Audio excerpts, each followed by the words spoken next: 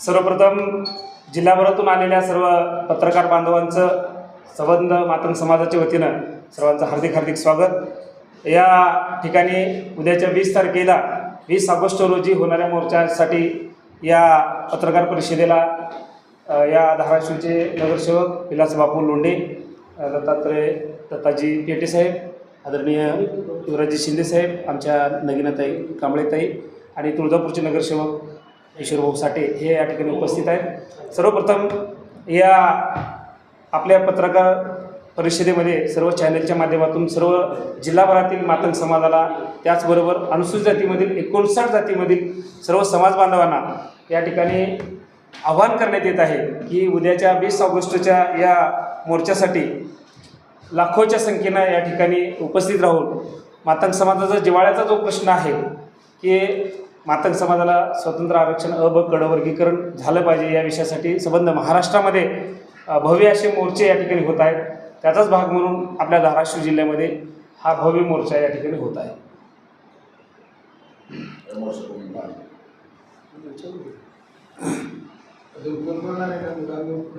हा विचारू शकता, नाही प्रश्न विचारू शकता, बोलणार त्यांचं कंटिन्यू करा। तुम्ही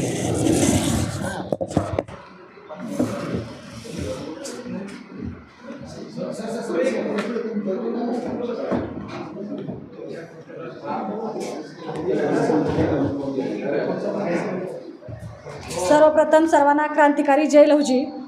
आणि आज या प्रेस न्यूजसाठी आपण सर्वजण आलात त्याबद्दल आपलेही आभार। खरं सांगायचं म्हटलं तर 20 ऑगस्ट रोजी धाराशिव जिल्ह्यामध्ये भव्य असं मोर्चाचं आयोजन केलेलं आहे। तर समस्त मातंग समाजातील सर्वच लोकांना सर्वच बांधवांना मला सांगायचं आहे की आता वेळ आलेली आहे मातंग समाजाची खरी ताकद दाखवण्याची। कारण आता गप्प बसून चालणार नाही। येणाऱ्या भावी पिढीच्या भविष्याचा प्रश्न जर आपल्याला सोडवायचा असेल तर आपण प्रत्येकाने ह्या मोर्चाला आपल्या घरावरती तुळशीपत्र ठेवून आपल्या कुटुंबाला धाराशिव जिल्ह्यामध्ये कसं घेऊन येता येईल याचं तारतम्य करून आपण सर्वांनी खूप मोठ्या संख्येने ह्या धाराशिव जिल्ह्यामध्ये 20 तारखेला आपण सर्वांनी यावं असं आपण सर्वांना आव्हान करते। तुम्ही आता असं म्हणलं की फक्त मातंग समाजाच्याच याने यावं, बाकी अनुसूचित जातीमध्ये इतर जाती नाही काय? नाही, अनुसूचित जातीमधल्या जे आरक्षणाचं उपवर्गीकरण आहे ते फक्त मातंग समाजासाठी नाही तर मातंग समाजासारख्या इतर 58 जातीसाठी पण आहे। त्याही बांधवांनी त्यांचाही विचार करूनच मातंग समाजाने आरक्षणाचा उपवर्गीकरणाचा विषय पुढे घेतलेला आहे। फक्त मातंग समाजासाठी नाही तर मातंग समाजासारख्या असणाऱ्या अनेक 58 जाती आहेत, त्या प्रत्येक जातीसाठी हे आरक्षण आहे।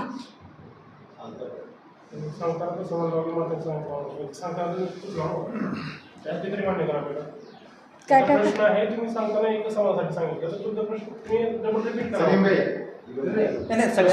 सगळ्यांनाच आवाहन केलेलं आहे। मातंग समाज लीड करते, मातंग समाजाचा मोर्चा आहे ना, म्हणून मातंग समाजाच्या बांधवांना सांगण्यात येईल। अनुसूचित जातीच्या आरक्षणाचं उपवर्गीकरण आहे। अनुसूचित जातीमध्ये 59 जाती आहेत। 59 जातीमध्ये 58 जातींना पण आव्हान आहे की आपणही सर्वांनी मोठ्या संख्येने तिथं उपस्थित राहिलं पाहिजे।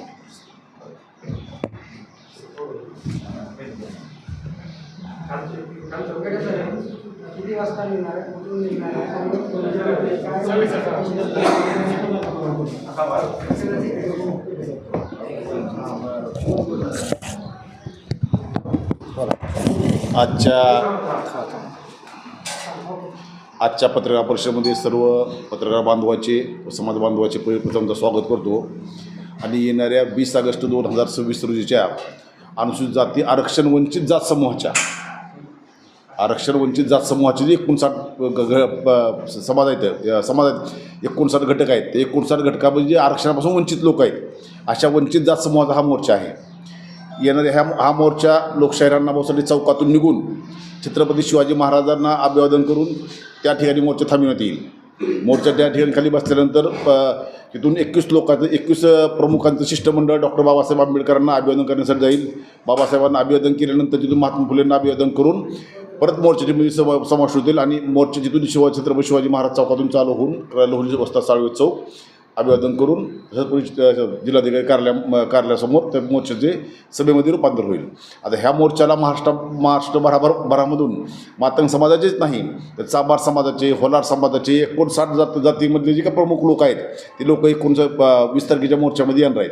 हे आरक्षण वर्गीकरण का होणं गरजेचं आहे. आरक्षण वर्गीकरण झाल्यानंतर वंचित जात समूह आहे यांना जे काय फायदा होणार आहे हे कायद्याचे अभ्यासक पण येणार आहेत. ते कायद्याचे अभ्यासक त्यांच्या भाषेमध्ये त्यांनी सांगणार आहेत.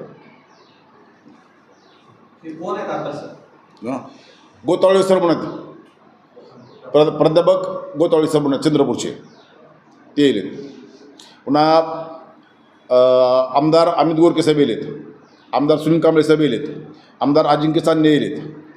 पुन्हा चांभार समाजचे 1-2 प्रमुख वक्ते येलेत, होलार समाजचा एक प्रमुख वक्ते येलेत. अंकुशराव गोतावळे. हां, तुमची इतर मागण्या काय काय काय आहेत? नाही ह्यात तर प्रमुख मागणी एकच आहे. मोर्चाची आहे फक्त प्रमुख मागणी एकच आहे यामध्ये. तर वर्गीकरण झालं. असं काय की बद्दल समितीचा अहवाल काय आहे नेमका?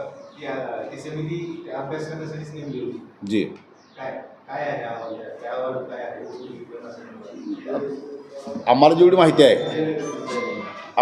तेवढं बदर समितीनं जो अभ्यास केला आहे तो महाराष्ट्रामधल्या एकूण अनुसूचित जातीच्या शासकीय जागा भरण्यात आलेल्या त्यामध्ये कुठल्या जातीला किती प्रमाणात प्रतिनिधित्व मिळालं आहे, कुठल्या जातीला किती प्रमाणात प्रतिनिधित्व मिळालं आहे ह्याच्यावर बदर समितीनं आपला अहवाल सादर केला आहे आणि तो अहवाल शासनानं स्वीकारला आहे.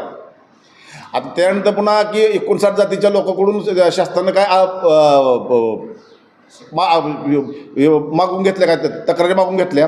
त्यानंतर पुन्हा हे सुनावणी होऊन झाल्यानंतर शासन निर्णय घेणार आहे. परंतु शासन निर्णय घ्यायला विलंब लावायला म्हणून ही 59 जातीचा जो जात समूह आहे वंचित जात समूह, ह्या वंचित जात समूहाच्या वतीने येणाऱ्या 20 ऑगस्टला मोर्चा आहे. 20 ऑगस्टला मोर्चा आहे.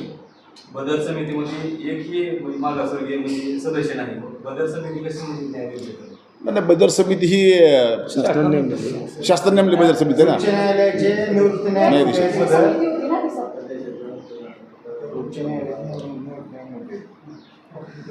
बरं. महाराष्ट्र सरकार तुमचं, केंद्र सरकार तुमचं, सर्वोच्च न्यायालयाच्या माध्यमातून सरन्यायाधीशांनी जो आदेश काढला की आरक्षण देता येतं आणि महाराष्ट्र सरकारने जबाबदारी घेतली.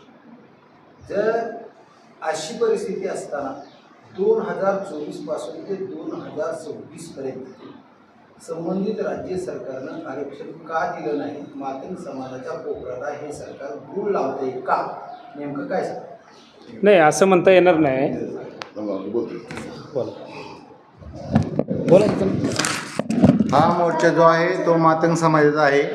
हा मोर्चा भाजप सरकारचा नाही, भाजप सरकारच्या विरोधातला हा मोर्चा आहे. आणि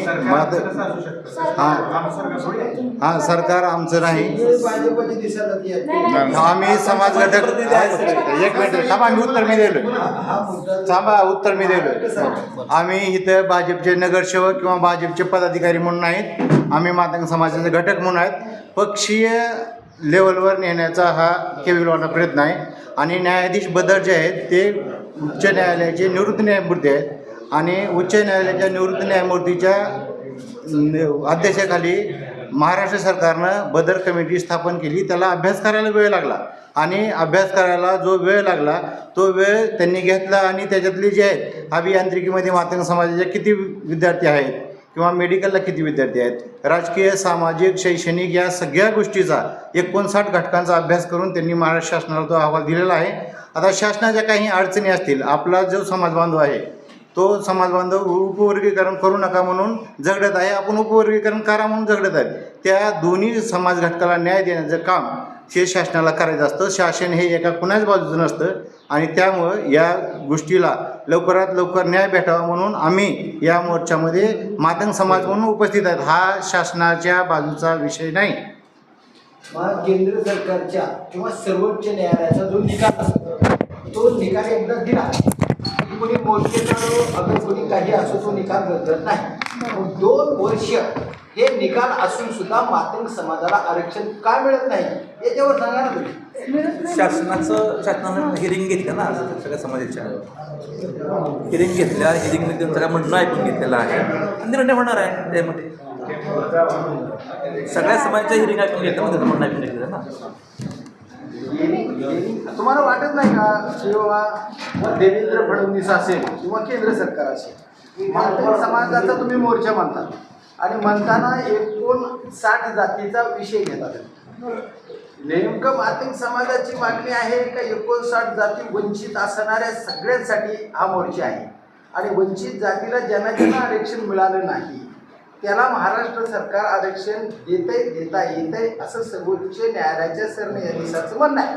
तरीसुद्धा उशीर लागतो आणि तरीसुद्धा हजारो मोर्चे काढायची वेळ तुमच्यावर येते. जाणीवपूर्वक महाराष्ट्र सरकार तुम्हाला आरक्षण देत नाही का असा प्रश्न आहे. खरं तर सुप्रीम कोर्टानं या ठिकाणी 2 वर्षापूर्वी निकाल दिला होता. बोला बोला बोला बोला ना. सुप्रीम कोर्टानं 1 ऑगस्ट 2024ला असा निकाल पारित केला. तो एक निकाल वैयक्तिक एका राज्यापुरता मर्यादित नव्हता, महाराष्ट्र राज्यापुरता. इतर सर्व राज्यांना एकसारखाच निकाल पारित केला आणि त्यांनी ती जबाबदारी तिथल्या राज्य सरकारवरती दिली की तुम्ही तिथल्या अनुसूचित जातीचं आणि जमातीचं आरक्षणाचं उपवर्गीकरण करण्याची जबाबदारी तुमची आहे. त्या धर्तीवरती इथल्या राज्य सरकारने 1 सदस्यीय बदर अशी समिती नेमली. त्या समितीने या महाराष्ट्र राज्यामध्ये सर्वे केला आणि तो अहवाल शासनाकडे दिलेला आहे. एखादी गोष्ट समजा सुप्रीम कोर्टाने त्यांना सांगितली आहे राज्य सरकारला करायची आहे आणि राज्य सरकार करत नाही म्हणून आम्ही राज्य सरकारच्या विरोधात आंदोलनं करतोय, बरोबर ना. अशी नाही की सुप्रीम कोर्टाने काल सांगितलंय किंवा 4 दिवसापूर्वी सांगितले लागलीच त्यांना आपण आरक्षणाचं उपवर्गीकरण केलं पाहिजे. तुमचा शब्द खरा आहे की 2 वर्षाचा काळ लागला नाही पाहिजे आणि 2 वर्षाचा काळ सरकार लावते म्हणून आम्ही सरकारच्या विरोधात आंदोलन करतो. इतर राज्यामध्ये ही ऑर्डर लागू केली, सर्वोच्च न्यायालयाचा निकाल लागू केला, महाराष्ट्र सरकारमध्ये लागू नाही. याचा अर्थ असा आहे की जाणीवपूर्वक आरक्षणापासून वंचित राहिलेल्या लोकांना हे आरक्षण देण्याचं विलंब लावत आहे. त्यावर तुम्ही महाराष्ट्र सरकारला काय म्हणा? विलंब लावते म्हणूनच आम्ही त्यांच्या विरोधात मोर्चा करतोय.